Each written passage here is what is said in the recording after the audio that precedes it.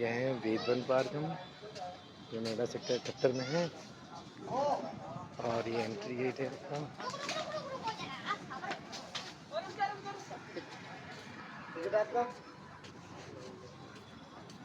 और ये हमने एंट्री कर दी है। आप देखेंगे कि यहाँ पे ना इसे बनाया है योगी जी ने। और यहाँ पे इन्होंने मुख्य विषय जो रखा हुआ है वो रखा हुआ है कि जो प्राचीन ज्ञान था हमारा वेदों का, उस वेदों के ज्ञान को लोगों तक कैसे पहुँचाया जाए। तो उन्होंने जो मुख्य जो इसके जो केंद्र बिंदु रखे हैं वो है वेद। फिर हमारा समुद्र मंथन की जो उस प्रक्रिया को दिखाया है। फिर इन्होंने वृक्षों के बारे में बताया है। और जो हमारा एक सिद्धांत था सूर्य सिद्धांत, उसके बारे में बताया है। और ऋषि अगस्त के बारे में भी यहाँ बहुत सारी चीज़ें आप देख सकते हैं। और जो दूर आपको जो दिख रहा है वो देखेंगे, ये यहाँ पे इन्होंने गायत्री मंत्र का प्रयोग किया गया। अब आगे देखते हैं, बहुत सारी चीज़ें बताई हैं।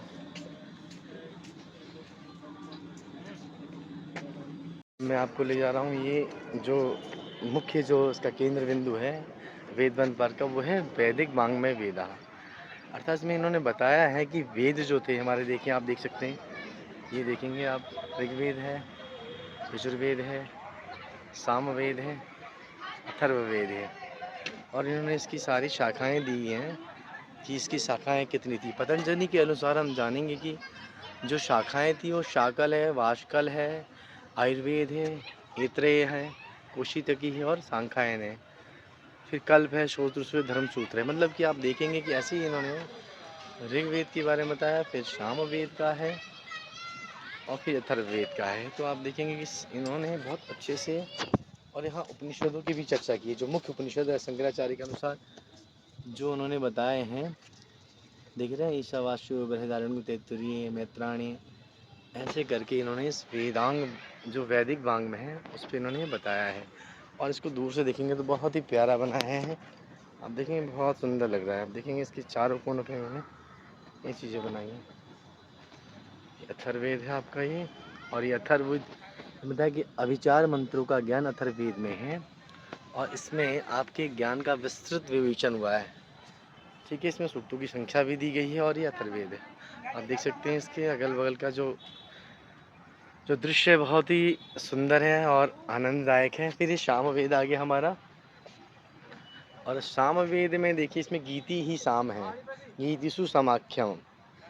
यानी कि गीतिषु समाख्या अर्थात जो गीत, जो गायन है, जैसे हमारे जो सरगम है, उसके बारे में यहाँ पे सामवेद में वर्णन मिलता है। हालांकि वेदों में ईश्वर की स्तुति की गई है, तो वो है हमारा। आगे हम देखेंगे यजुर्वेद है। यजुर्वेद में इसमें कर्मकांड का प्रधान है। कर्मकांड की बातें ज़्यादा की ये गद्य में है और इसे यजुष कहते हैं। अनियताक्षराराश वसानो यजुः।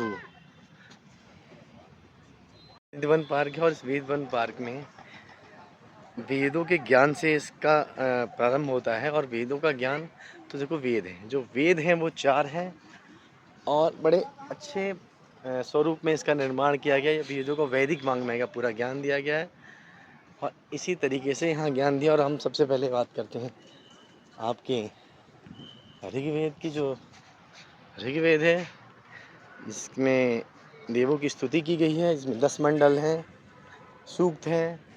और इसमें सूक्त तो अलग अलग प्रकार के सूक्त है। इसमें अलग अलग प्रकार के ज्ञान विज्ञान की बातें की गई हैं। हमारा यजुर्वेद है जो कर्मकांड को मुख्य रखता है। और इसके 2 भाग हैं, कृष्ण यजुर्वेद और शुक्ल यजुर्वेद। कृष्ण यजुर्वेद जो हमारा है वो है दक्षिण भारत में इसका प्रयोग होता है, और शुक्ल यजुर्वेद उत्तर भारत में इसका प्रयोग होता है। आगे हमारा सामवेद है। इसको कहते हैं, भगवान गीता में कृष्ण जी कहते हैं कि मैं वेदों में मैं शाम हूँ, यानी कि वो शाम की बात करते हैं। गीतिषु समाख्या अर्थात ये गायन का है। इसमें सरगमों की, सप्त स्वरों की बात की गई है। और हमारा उसके बाद है अथर्ववेद।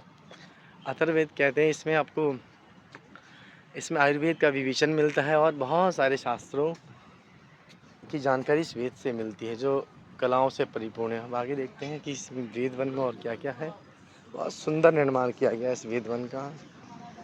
और अब मैं आपको ले जाने वाला हूँ ऋषि अगस्त, यानी कि जो वेद वन है हमारा पार्क है, इसमें ऋषि अगस्त जो हैं इनको भी ध्यान में रखकर इनकी के स्वरूप को बनाने की कोशिश की है और इनके बारे में यहाँ बहुत सारी चीज़ें लिखी हैं। मैं आगे आपको दिखाता हूँ।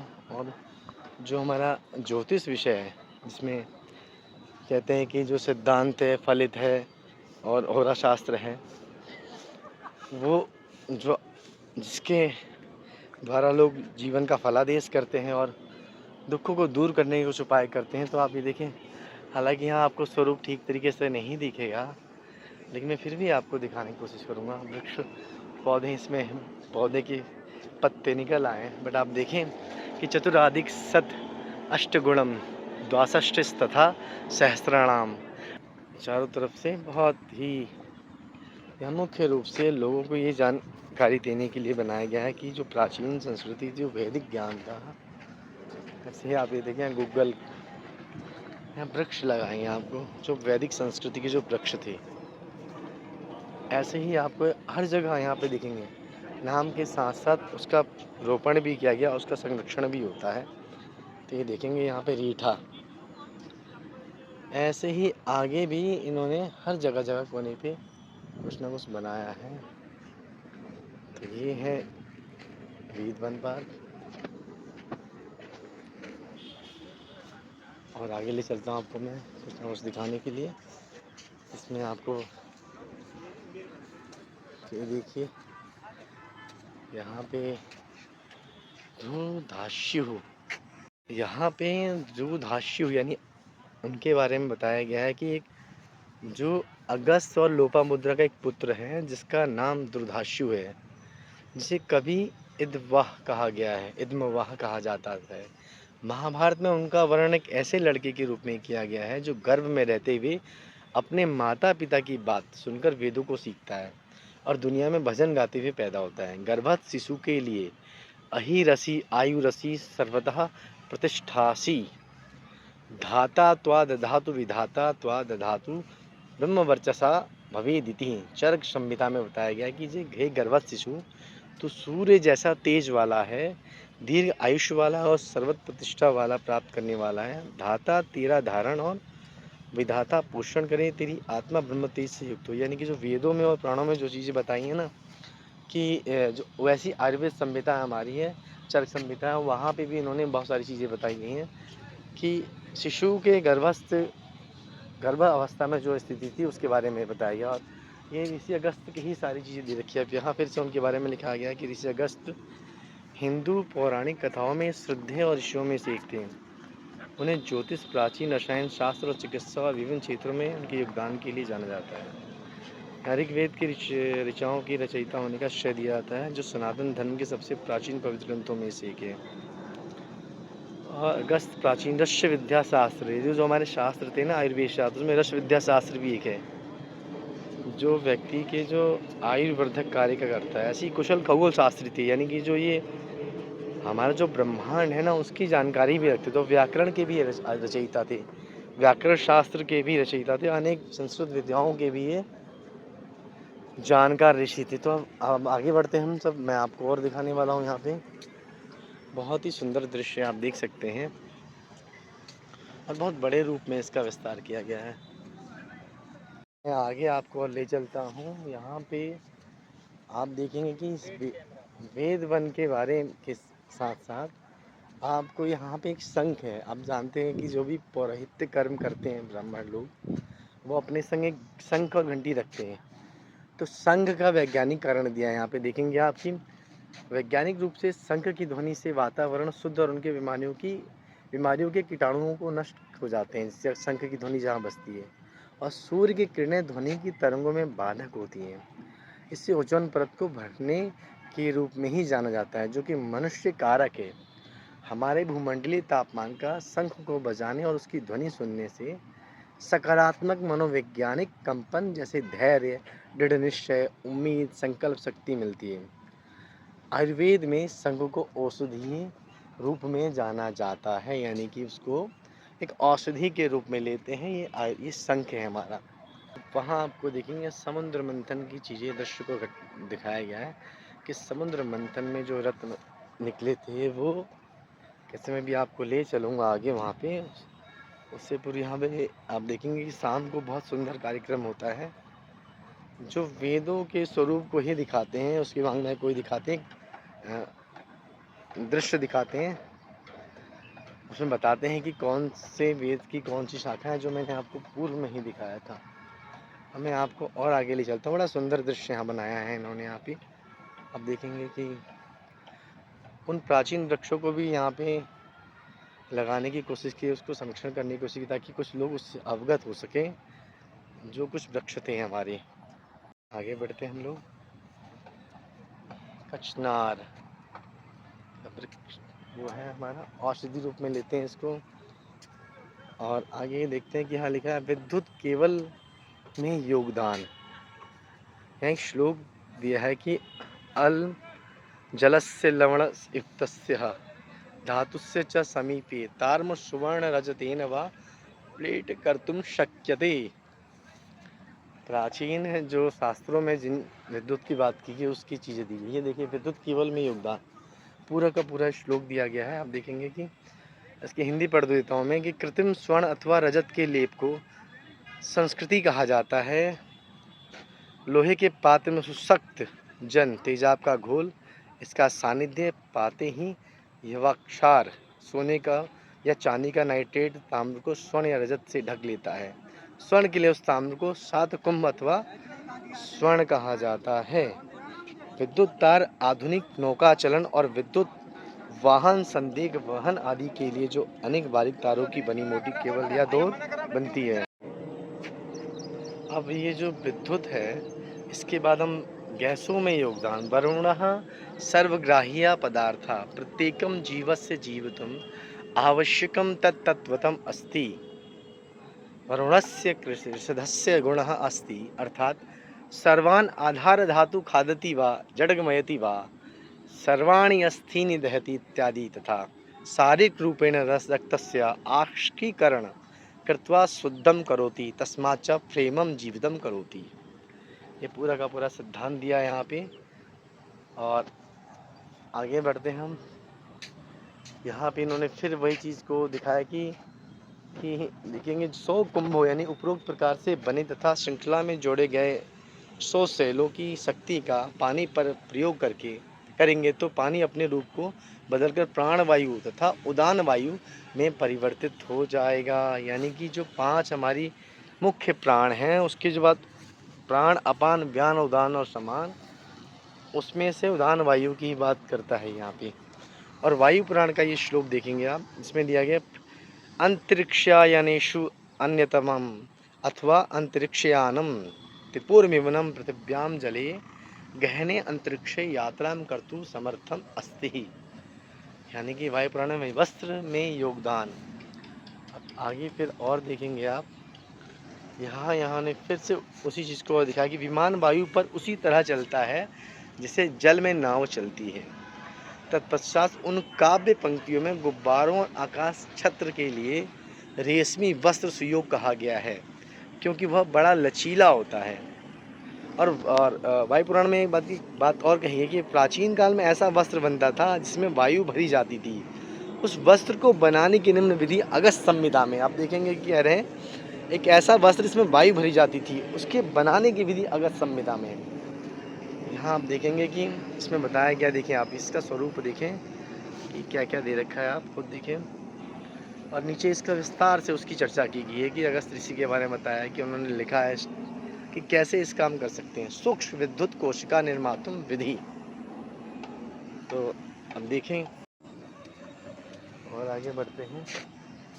यहाँ देखें, आप देखेंगे कह रहे हैं कि एक मिट्टी का पात्र लें, उसमें ताम्र पट्टिका डालें तथा सीखे ग्रीवा डालें, फिर बीच में गीली काष्ठ पांसु लगाएं, ऊपर पारा तथा 10 तलोष्ट डालें, फिर तारे को मिलाएंगे तो उसमें मित्रः वरुण सक्तः का उदय होगा। यानी बिजली उत्पन्न करने की प्रक्रिया को बता दिया गया है। बहुत पूर्वी श्लोक है। संस्थाप्य मणिमय पात्रे ताम्रपत्रं सुसंस्कृतं छादे छिग्रीवेन चादरभिः काष्ठपांसुभिः तस्थालौष्ठवं निधात्यवः पारदाच्छादितस्ततः संयोगात् जायते तेजो मित्रा वरुण संगीतम। यानी कि बिजली बनाने की प्रक्रिया को यहाँ इन्होंने बताया है। कि शास्त्रों में पूर्व से ही बिजली बनाने की प्रक्रिया दी थी। अब और आगे बढ़ेंगे हम सब और कुछ देखते हैं कि यहाँ और क्या-क्या है।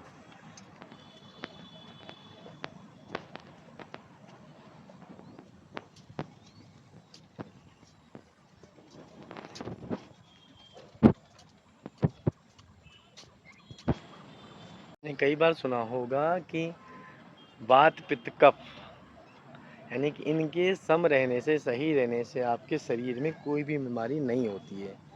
तो वट पित्तः कफः च सामूहिक रूपेण दोषः इति प्रसिद्धः आयुर्वेदस्य परंपरायां अत्यंतम आधारभूत संकल्पनासु अन्यतमा सन्ति।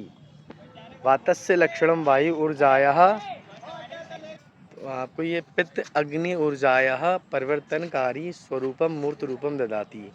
कफ जल शक्ति बंधन स्वभावम प्रतिबिंबयति, यानी कि जो वात पित्त कफ की जो बात आयुर्वेद शास्त्र में आती है वो यहाँ पे दी गई है। और ये जो इसके सम रहने से बताया गया है कि व्यक्ति का जीवन ठीक रहता है, उसके बारे में दिया गया है। यानी वैदिक शास्त्रों में जो हमारा वैदिक जो वेदों के बाद जो ज्ञान निकला आयुर्वेद शास्त्र का, उसमें देखे थे कि इसमें लिखा हुआ है कि अत्रि ऋषि को चिकित्सा के क्षेत्र में महत्वपूर्ण उपलब्धि प्राप्त थी।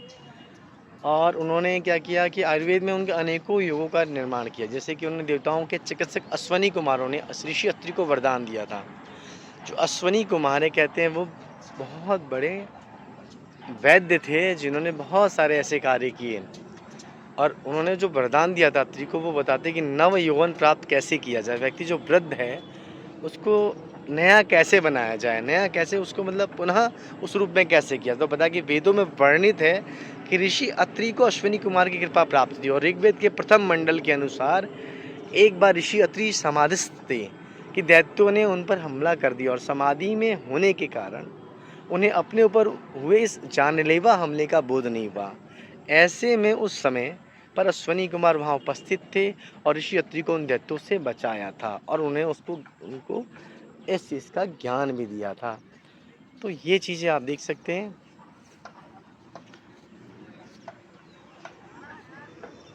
अभी देखेंगे आप वैदिक मंत्र दृष्टा, यानी वैदिक मंत्रस्य पाठात् पूर्वं त्रीणि वस्तूनि वक्तव्यानि भवन्ति। प्रथमं ऋषिः वा यस्य प्रकाशितः, द्वितीयः छन्दः मीटरः वा, तृतीयः देवता वा देवता यस्मै संबोधिता।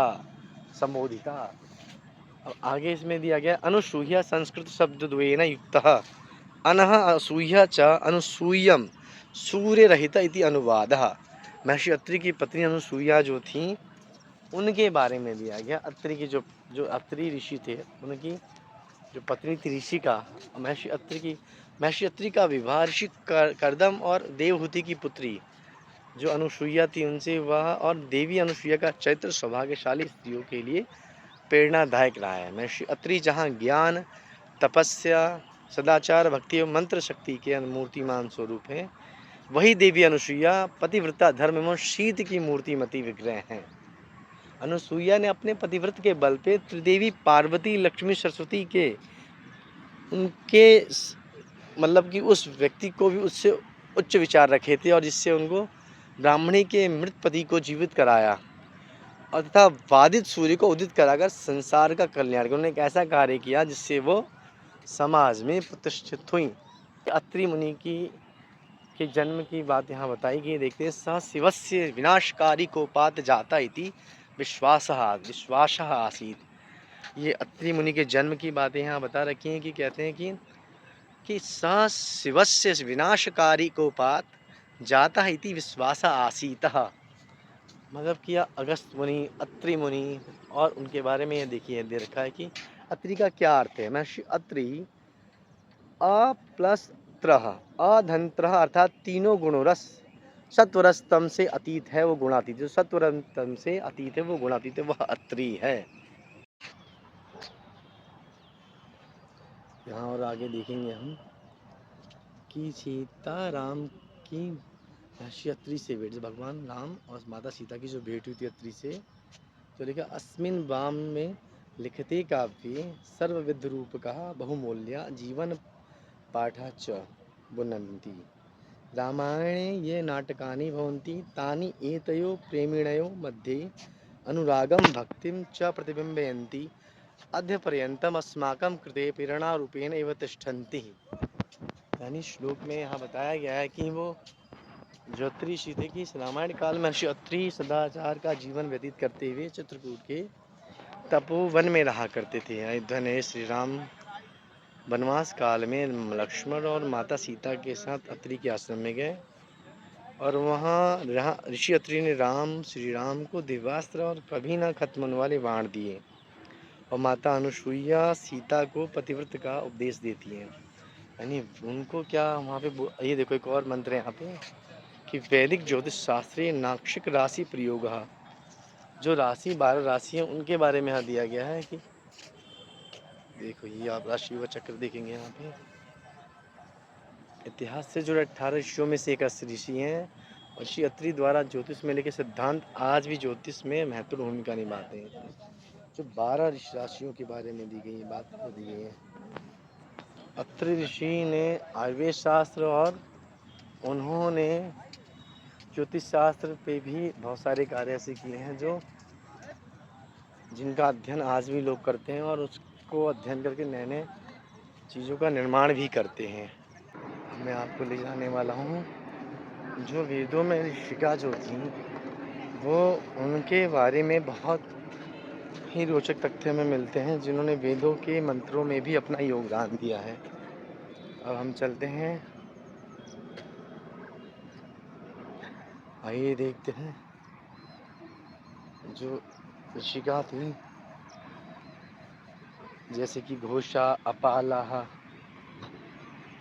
और भी ऐसी ऋषियाँ थी जिसमें उन्होंने योगदान दिया। जैसे कि यहाँ नाम दिए गए देखें आप, शाश्वती, वशिवरः, पालः, घोषः, शरदधा, इंद्राणी, लोपामुद्रः, मानधाता, सस्पियोलोमी, सूर्य, यमवैश्वती, इंद्रमाता, मोद, रोमसा इत्यादि ऐसी ऋषियाँ बहुत सारी थीं जिन्होंने बहुत सारे, यहाँ देखेंगे आप ऋषिका का एक रूप बनाया गया है जो विद्वता की प्रतीक है। जैसे यूपनायनम कृत्वा पाष्कल विवाहम करोति सा ब्रह्मवादिनी तथा थेव यह प्रथमम उपनयनम कृत्वा सद्य एव विवाहम विद्या ततो वेदमादिते सदो वधु पाराशर स्मृति पर माधव संहिते में लिखा गया है।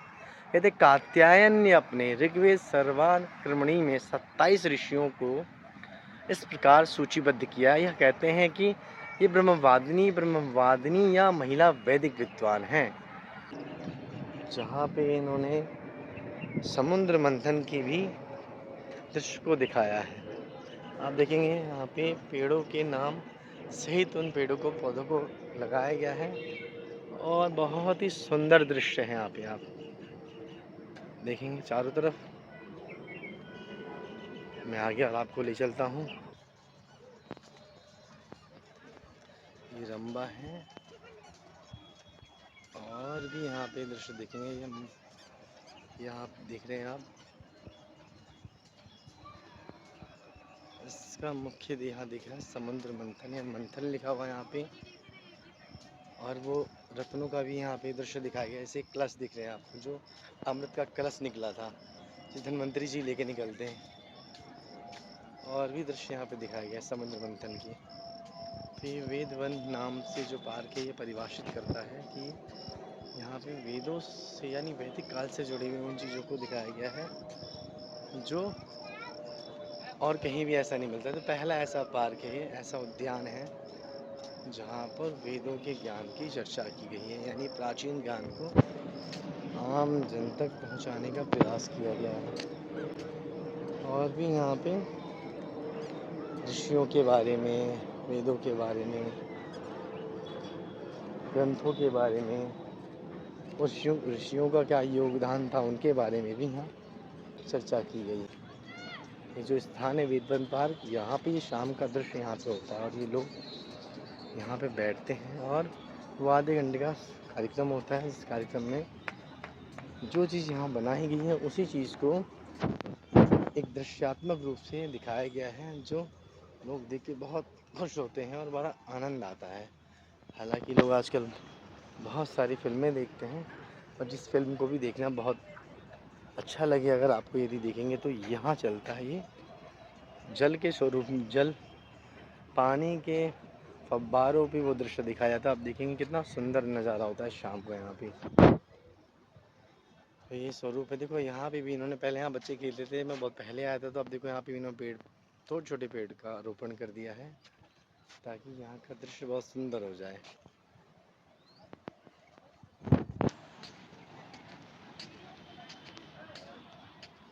यहाँ बैठने की व्यवस्था कर दी है ताकि लोग आराम से बैठ जाएं। और मैं आपको ऊपर ले जा रहा हूँ जहाँ पे लोग बैठते हैं। कितना सुंदर दृश्य यहाँ पे दिख रहा है। तो ये जो, जहाँ आप जल देख रहे हैं और जहाँ वो एक का शो रहता है जिसमें वेदों से ही जुड़े हुए दृश्य को दिखाते हैं, जो बताते हैं वैदिक काल में क्या क्या चीज़ें थीं। अब आप चलेंगे, आगे बढ़ेंगे तो हम देखेंगे यहाँ पे कि इस धातु पर इन्होंने व्रत पर गायत्री मंत्र लिखा हुआ है और ये बहुत सुंदर लगता है पूरा का पूरा।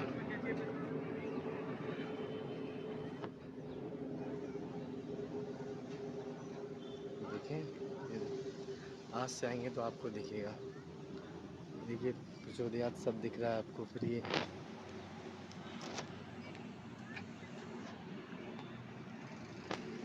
पूरा का पूरा ये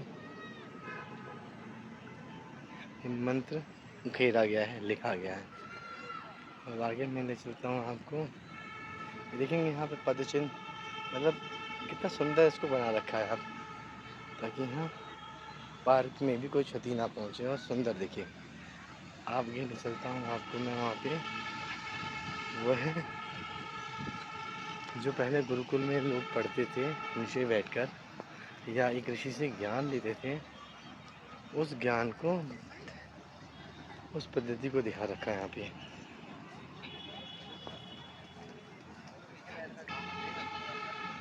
ये देखेंगे आप, ये बैठे हैं बटुक, जो शिष्य थे गुरु के, और यहाँ सामने ऋषि हैं और ऋषि के सामने ग्रंथ है।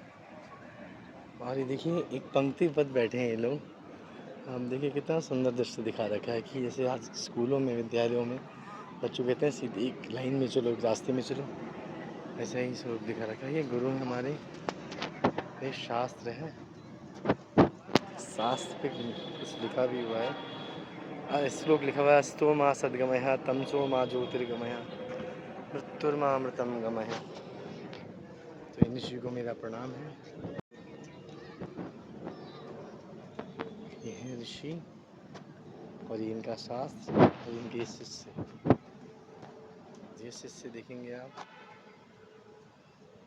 पंक्तिबद्ध बैठे हुए हैं और सभी प्रार्थना कर रहे हैं, ध्यान में होकर के। सबकी शिखा है, शिखा का बेहद ध्यान दिया गया है और सबके आसन देख रहे हैं आप, सबकी शिखा और बैठने की मुद्रा देखें, पद्म आसन लगा रखा है सभी लोगों ने, जिससे कि स्वास्थ्य का भी ध्यान रखें। इन ऐसे आसनों में लोग, जो शिष्य पहले बैठते थे आचार्यों के निर्देश पर, तो जो पहले के ऋषि थे वो साथ बुद्धि के साथ व्यक्ति के उनका व्यक्ति के शारीरिक स्वास्थ्य का भी ध्यान रखते थे और उनको बैठने की मुद्रा, क्या खाना है क्या नहीं खाना है, किस समय उठना है किस समय नहीं उठना है, क्या पढ़ना है क्या नहीं पढ़ना है, किसका प्रयोग करना है किसका नहीं करना, ये सब कुछ इसमें दिखाया गया है। बहुत ही सुंदर रूप से इसका निर्माण किया गया ये ऋषि है। तो आगे बढ़ते हैं, हम आगे देखते हैं, हम देख सकते हैं कितना सुंदर दृश्य है। और यहाँ पे आप दूर से देखेंगे तो ये है इसका अच्छी एक प्रक्रिया की है, अच्छा एक संकल्प लिया, जिस संकल्प के द्वारा इसे बनाने की कोशिश की है। और एक और मुख्य स्थान यहाँ से हम देखेंगे सामने, इतने अच्छे रूप से इसका निर्माण किया गया। देखिए तो यही है कि अच्छा है, कुछ नहीं, पार्कों का, उद्यानों का कुछ नया स्वरूप में निर्माण किया गया है। इस पद्धति से भी हम लोगों को आकर्षित कर सकते हैं प्राचीन ज्ञान की तरफ।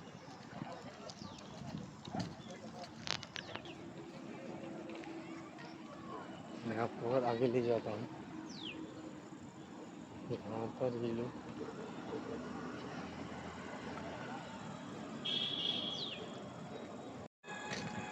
अब आगे ले चलता हूँ आपको। यहाँ पर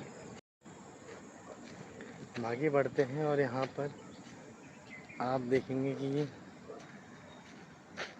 ब्राह्मणी, रथ कुमारी, शतावर, तुलसी और अपराजिता, अश्वगंधा, अजमोद, पत्थर चट्टा। पत्थर चट्टा वो पौधा है जिसकी अगर पथरी हुई हो और इसके पत्ते को इस्तेमाल करता है तो उसके शरीर से वो पथरी निकल जाती है और वो स्वस्थ हो जाता है। भारद्वाज का उल्लेख एक प्राचीन भारतीय चिकित्सा ग्रंथ चरिक संहिता में भी मिलता है। उन्हें आमतौर पर आयुर्वेद का जनक माना जाता है। वह उनके छात्र ऋग्वेद की 6ठी पुस्तक में लेखन से जुड़े हैं और इन ऋषि ने निस्वार्थ रूप में भगवान इंद्र से आयुर्वेद सीखा और अपने शिष्यों और सहयोगियों को मानव जाति के लाभ के लिए पृथ्वी पर रोग और शोक को दूर करने के लिए व्यापक रूप में इसका प्रस्तावित किया, इसको बताया।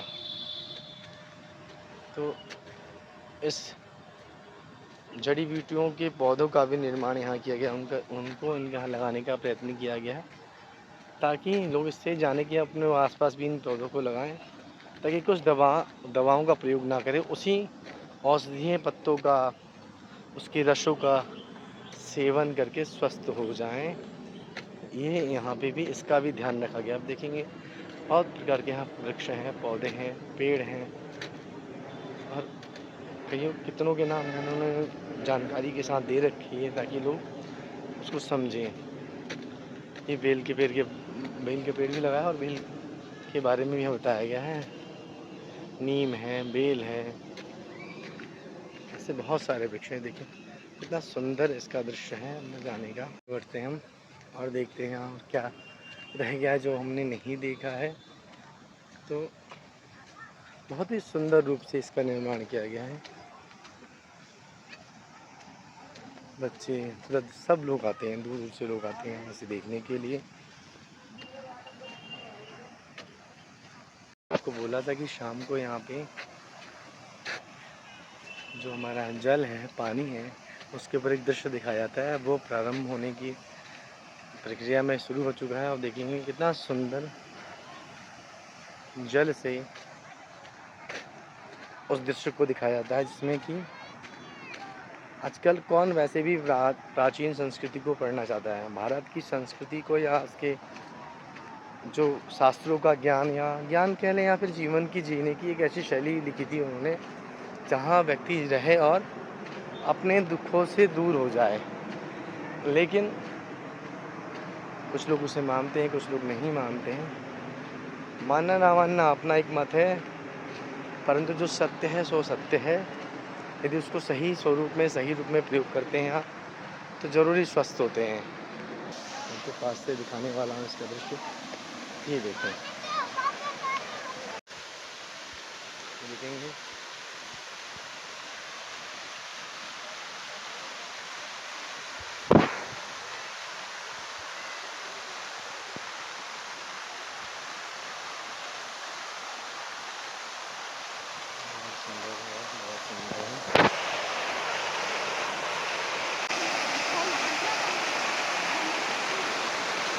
ये आप सब देख रहे हैं वेद वन पार्क नोएडा में है और यहाँ पर वेदों में जो ज्ञान है या जो हमारी प्राचीन संस्कृति में देखो इसके मुख्य ज्ञान को यहाँ बताया गया है।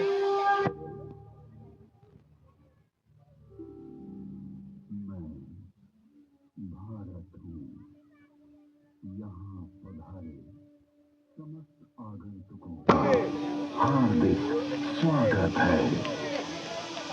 भारत में आदिकाल की विलुप्त हो रही ऋषि परंपरा का पुनरुत्थान की गाथा वेद वन से प्रारंभ करने की चेष्टा की गई है।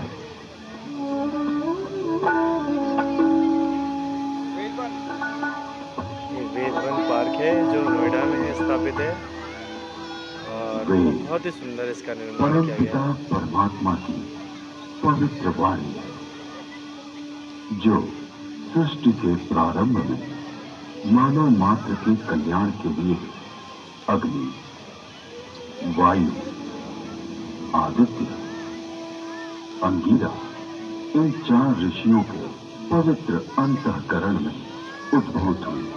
ये आपका है वेद। तत्व ज्ञान की दृष्टि से वेद एक है, किंतु विषय विभाग की दृष्टि से इसे 4 भागों में बांटा गया है। ऋग्वेद, यजुर्वेद, सामवेद और अथर्ववेद।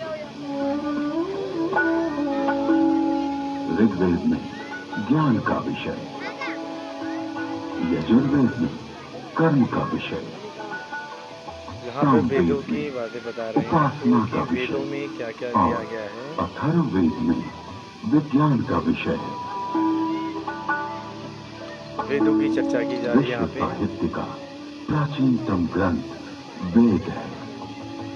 मानव जाति के प्राचीनतम ग्रंथ होने के कारण उस समय की सभ्यता, संस्कृति, आचार विचार और कर्तव्य आदि को जानने का स्रोत वेद है। भारतीय दर्शन, साहित्य, ललित कला, संगीत, ज्योतिष, ज्ञान विज्ञान वेदों में है। वस्तुतः वेद संसार के समस्त पदार्थों का बोध कराते हैं।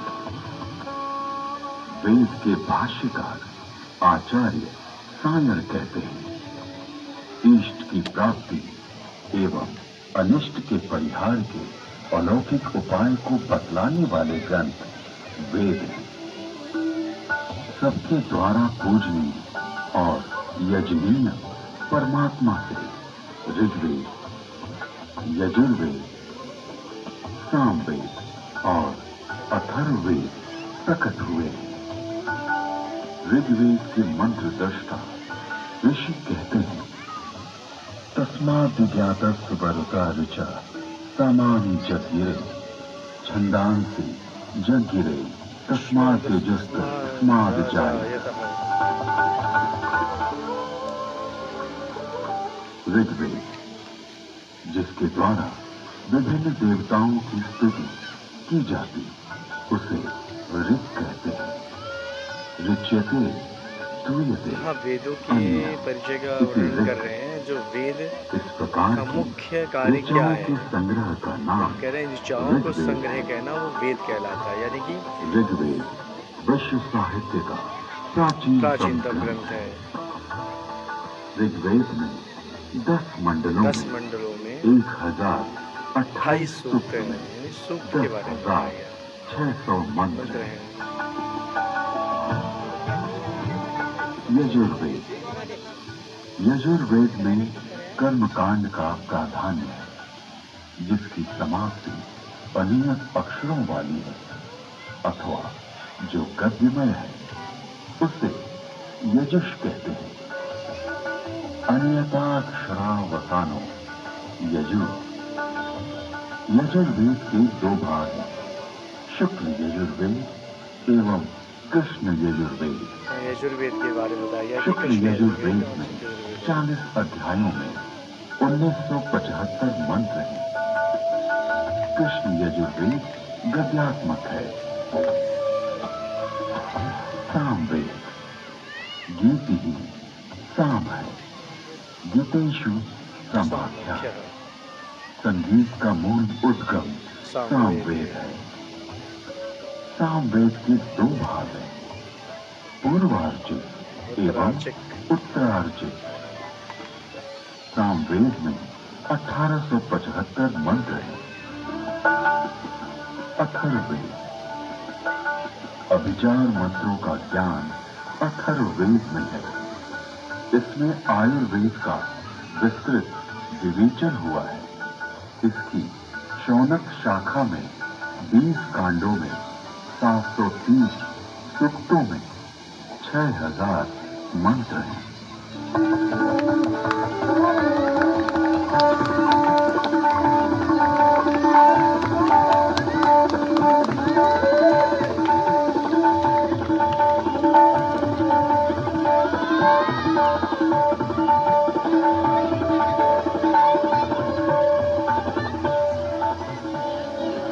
प्राचीन काल में वेद श्रुति परंपरा से अक्षुण्ण रहे। वैदिक ऋषियों ने वेदों को कंठस्थ किया और अपने शिष्यों को इसका श्रवण कराया। शिष्यों ने सुनकर वेदों को कंठस्थ किया और उन्होंने अपने शिष्यों को सुनाकर कंठस्थ कराया।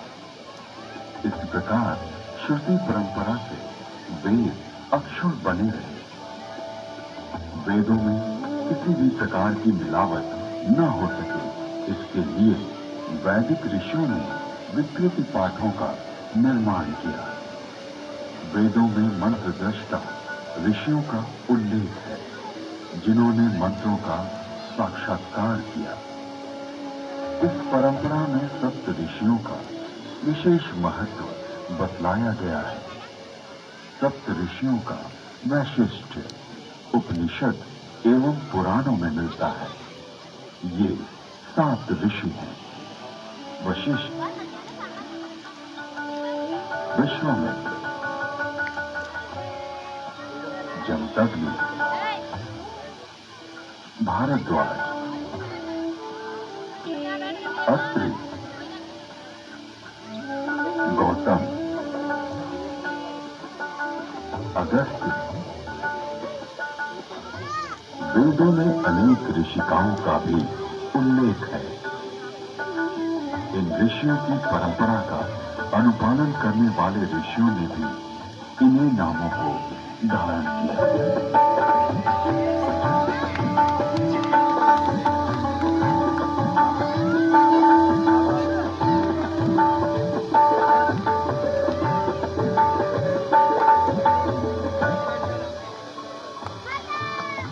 आज विश्व में जिन आविष्कारों का श्रेय पाश्चात्य जगत द्वारा लिया गया है, उसे हमारे प्राचीन ऋषियों द्वारा तथ्य सहित हजारों वर्ष पूर्व प्रमाण सहित वेदों में उल्लिखित किया गया है। जैसे अगस्त्य संहिता में विद्युत उत्पादन के सूत्र मिलते हैं।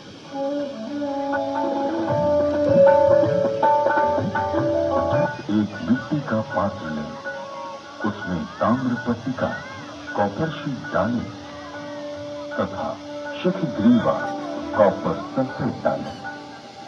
फिर बीच में यूनिकास्ट 500 वेट सॉडस्ट लगाएं। ऊपर पारा, मर्क्यूरी तथा 10 लॉस्ट जिंक डालें। फिर तारों को मिलाएंगे तो उससे मित्र वरुण शक्ति इलेक्ट्रिसिटी का उदय होगा। अगस्त्य संहिता में विद्युत का उपयोग इलेक्ट्रोप्लेटिंग के लिए करने का भी विवरण मिलता है।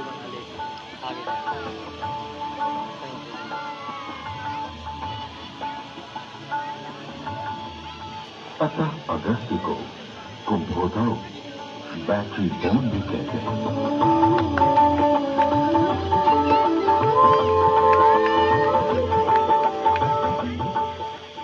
कुंभों उपरोक्त प्रकार से बनी तथा श्रृंखला में जोड़े गए 100 सेलों की शक्ति का पानी पर प्रयोग करेंगे तो पानी अपने रूप को बदलकर प्राणवायु, ऑक्सीजन तथा उदान वायु, हाइड्रोजन में परिवर्तित हो जाएगा।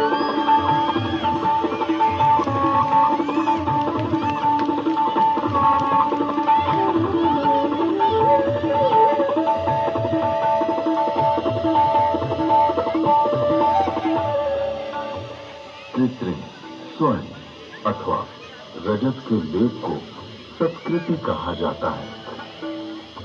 लोहे के पात्र में सुशक्त जल तेजाब का घोल इसका सानिध्य पाते ही यवक्षार सोने या चांदी का नाइट्रेट ताम्र को स्वर्ण या रजत में ढक लेता है। स्वर्ण से लिप्त उस ताम्र को शातकुंभ अथवा स्वर्ण कहा जाता है। विद्युतता आधुनिक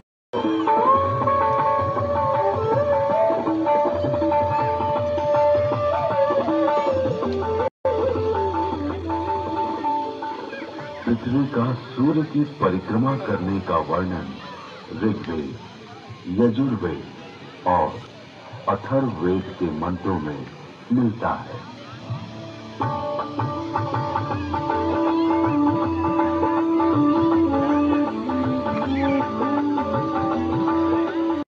यह पृथ्वी घूमती है, अपनी माता अंतरिक्ष के सामने रहते हुए सूर्य रूपी पिता की परिक्रमा करती है।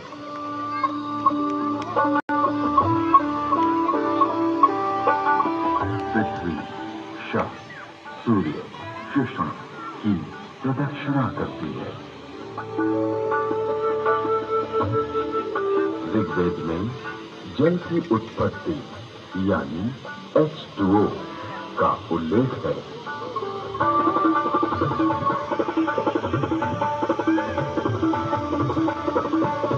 जल की प्राप्ति के लिए मैं पवित्र ऊर्जा, एनर्जी वाले मित्र ऑक्सीजन और दोषों को नष्ट करने वाले वरुण हाइड्रोजन को ग्रहण करता हूं।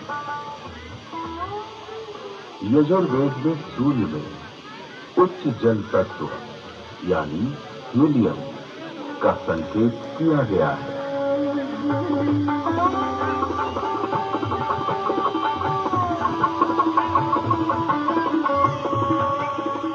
उच्च शक्ति से युक्त हाइड्रोजन जो कि हीलियम के रूप में है, सूर्य में है। सूर्य के चारों ओर गैसों के समूह का उल्लेख ऋग्वेद में है।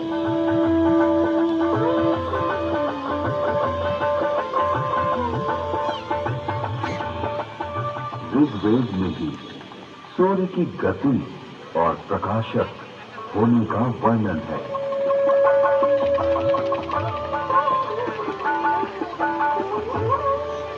हे सूर्य, तू ऐसे वेग से जो कि मनुष्य के ज्ञान से बाहर है, सबको दिखाई देता हुआ सदा चलता रहता है।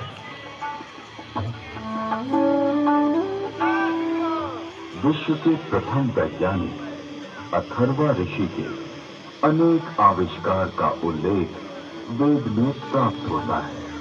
सोता वो पूरा हो गया है। अभी ये जो शो था वो पूरा हो गया है, जो आधे घंटे का शो था पूरा का पूरा।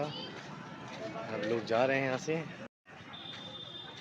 ये रात्रि का समय है वेदवन पार्क का। बड़ा ही सुंदर दृश्य है। संख्याओं के बारे में उनका सूक्ष्म परिचय दिया गया।